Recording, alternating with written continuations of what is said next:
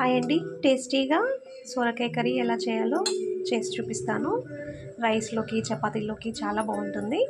Process start చేద్దాం. ముందుగా stove పైన ప్యాన్ పెట్టుకొని ఒక 2 టేబుల్ స్పూన్స్ ఆయిల్ వేసుకుందాము. చూసారు కదా, ఆయిల్ వేడైన తర్వాత ఇందులో పోపు దినుసులు వేసుకుందాము. 1/2 టీ స్పూన్ జీలకర్ర, 1/2 టీ స్పూన్ ఆవాలు. ఇవి ఇలా ఫ్రై అవుతున్నప్పుడు ఇందులో సన్నగా కట్ చేసుకుందాం ఆనియన్ వేసుకుందాము. ఇలా ఆనియన్ వేగుతున్నప్పుడే ఇందులో 2 పచ్చిమిర్చి కూడా వేసుకుందాము. ఇవి మంచిగా ఫ్రై అవ్వాలి. చూసారు కదా, ఇప్పుడు ఇందులో కొంచెం కరివేపాకు ఒకసారి కలుపుకుందాము.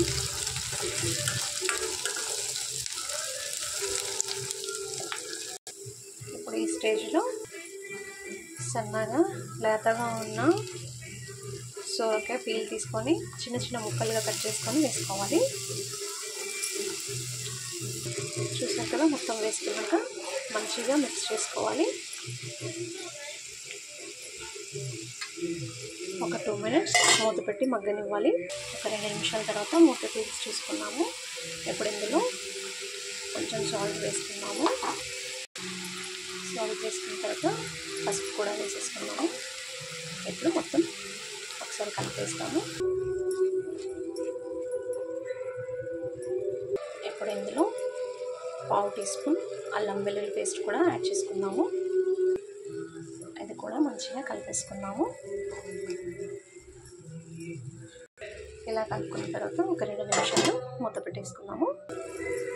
2 మినిట్స్ తర్వాత సన్నగా కట్ చేసుకున్న 2 టమాటోస్ కూడా వేసేసుకున్నాము. టమాటోస్ కూడా వేసుకున్న తర్వాత కొంచెం మగ్గడానికి ఒక 2 మినిట్స్ టైం పడుతుంది. చూసారు కదా, ఈ స్టేజ్లో మనం కొంచెం 1/2 టీ స్పూన్ లేదా 3/4 టీ స్పూన్ కారం వేసుకుందాము. ఇప్పుడు మూత పెట్టేసి మరొక 3 మినిట్స్ ఉంచేస్తాము. ఒకసారి చూద్దాము. చూసారు కదా, ఇప్పుడు ఇందులో ఒక 1/2 టీ స్పూన్ ధనియాల పొడి, ఒక 1/2 టీ స్పూన్ గరం మసాలా వేసుకున్నాము. ఇప్పుడు ఒకసారి మొత్తం చూసారు కదా, టమాటా మొత్తం సాఫ్ట్గా ఉడికిపోయింది. మంచి స్మెల్ కూడా వస్తుంది.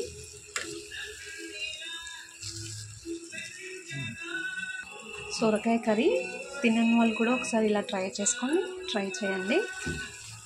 టేస్ట్ చేసి మీరే చెప్తారు. చాలా బాగుంటుందండి టేస్ట్ అయితే, రైస్లోకి కానీ చపాతీస్లో కానీ.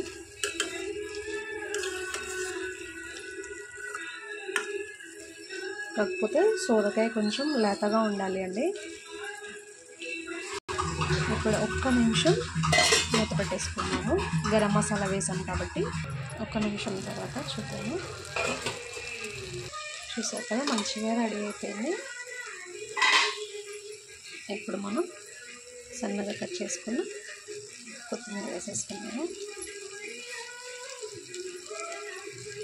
మీరు కూడా ఒక్కసారి ట్రై చేయండి ఇలా కర్రీ. చపాతీలోకి చాలా టేస్టీగా ఉంటుందండి. రైస్లో కూడా చాలా బాగుంటుంది. నచ్చితే లైక్ చేయండి, షేర్ చేయండి, కామెంట్ చేయండి. సబ్స్క్రైబ్ చేయడం మాత్రం మర్చిపోకండి. Thank you.